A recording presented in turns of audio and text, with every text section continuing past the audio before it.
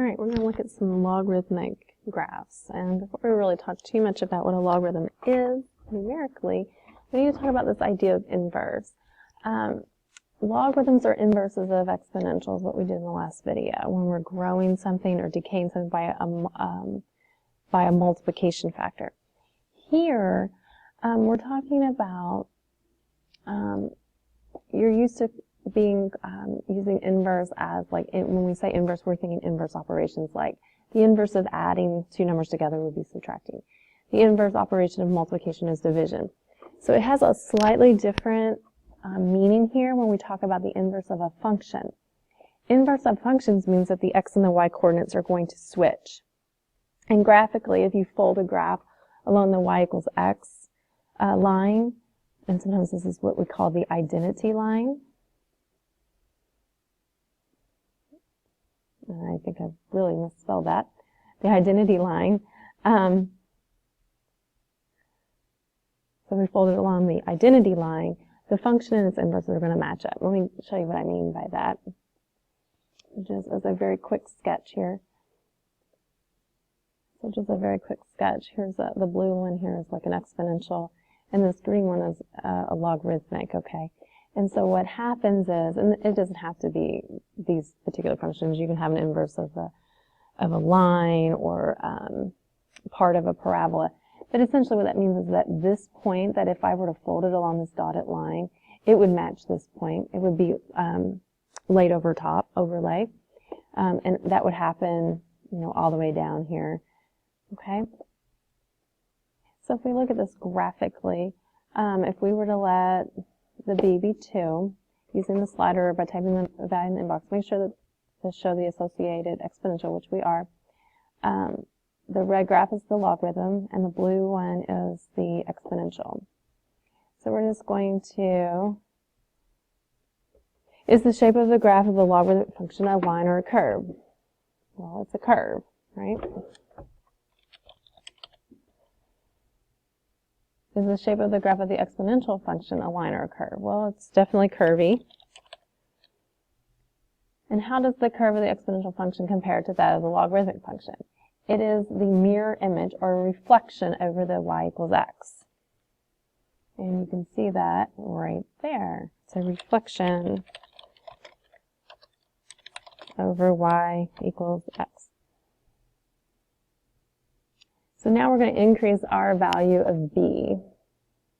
And we're going to observe the changes to both of them. So as the base, as the b gets bigger and bigger, you can see how it gets closer and closer.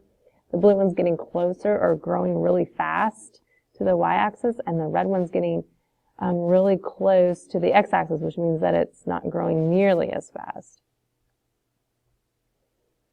So what happens to the graph of the exponential function as you increase the b value? It grows faster. And the red one is slowing down, right? So now as we decrease, we can see what happens to them. And I'm going to try to get it as low as it'll go here. And see how it's approaching the green line there? Oh, and then as I get right around 1.4, 1.5, it's starting to cross over now, which is kind of neat to see. Okay.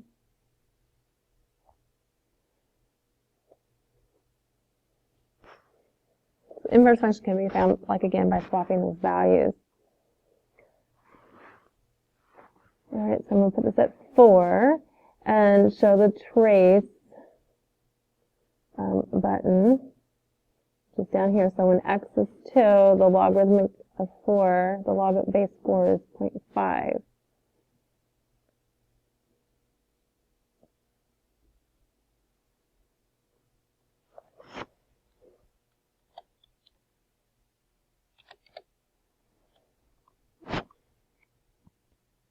At what point does the trace line intersect the graph of the logarithmic function? The logarithmic function right here is at 0.5.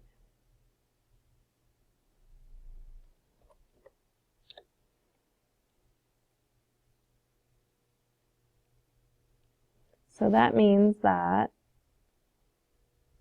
at 0.5, it should be here at 4 on the exponential. Again, we're just swapping the x's and the y coordinates. Key concept. The logarithm base b is a positive number that's going to satisfy this little thing. We can rewrite exponentials as logarithms and logarithms as exponentials, and I'm going to show you how to do that. And right now, okay. We can still, these logarithms can be moved around the x and y coordinate plane, okay, just like our parabolas could have, our radical equations could have as well. Remember, h is a liar if we're moving left and right. K tells the truth. Okay, so let me write this part up for you. All right, so here's how you can rewrite that. I color coded it for you. For me, it looks like the old water cycle, you know, like condensation, and then that gets evaporated in the air, and then the cloud rains down, and then the cycle just continues. So if you were to look at the log, b is your base, okay? And so if you were to go b raised to the x power has to equal y, okay? Let's do some examples of that. So we're going to rewrite the logarithmic form of this equation. So we're going to write log, and our base is the 10. The logarithm always equals the exponent. So this would be log base 10 of 100 equals 2. Okay, let's look at this one. And rewrite it as a logarithm. So log, our base is 3. Logarithm always equals its exponent. So log base 3 of 81 equals 4. A logarithm is a fancy way of writing an exponent. Okay, now if we want to find a value, we want to know what it equals, we can use sort of that little water cycle idea. So what I'm going to do is say that log base 8 of 32, it has to equal something. So we're looking for the exponent. So here's what we've got. We've got 8 raised to the x power has to equal 32. Okay? So this is a multiplication or a multiple choice scenario. So what we're going to do is we're going to work backwards. We're going to say 8 raised to the 3/5 power, does that equal 32? And then 8 raised to the 5/3 power, does that equal 32 in our calculators?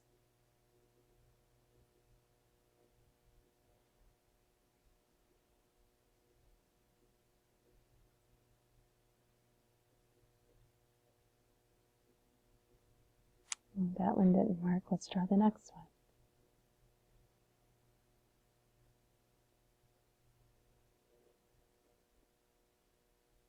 Oh, there it is. 5/3 is the answer.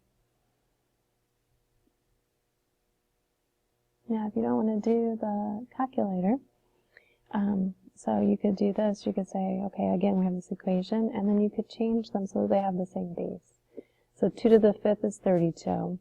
2 cubed is 8. And so when we use our exponent rules, if we raise a power to a power, it's really multiplication. So 5 would have to equal 3x. Since the base is the same, and solve for x.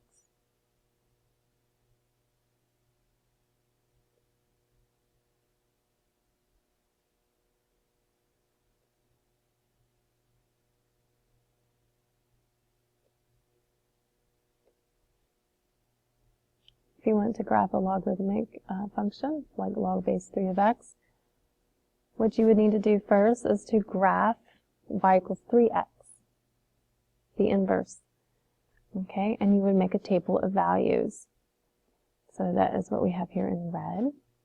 And then what we're going to do is we're going to reflect this red graph over the purple dotted line, y equals x. So in essence, 0, 1 is going to switch to be 1, 0. Remember how we talked about the mirror image. And then 2, 9. So again, if 3 raised to the second power, so 3 times 3 is 9, so 2, 9, the logarithmic equation would have the 0.9, comma 2, etc. And then the domain, of course, we're talking about the x-coordinates. The domain would be things bigger than 0, and the range is all real numbers. Also notice, I didn't talk about this earlier, but remember how the exponential equation has an asymptote for the x-axis? Well, if we're flipping that, if we're reflecting it over that purple line, now the y-axis becomes our asymptote. All right, so now you're going to do some practice, and then your lesson check you will turn into Ms. Bowden and for your exit type slip. So for your lesson check, and this is on your packet as well, you'll be doing 1 through 8, and then number 10.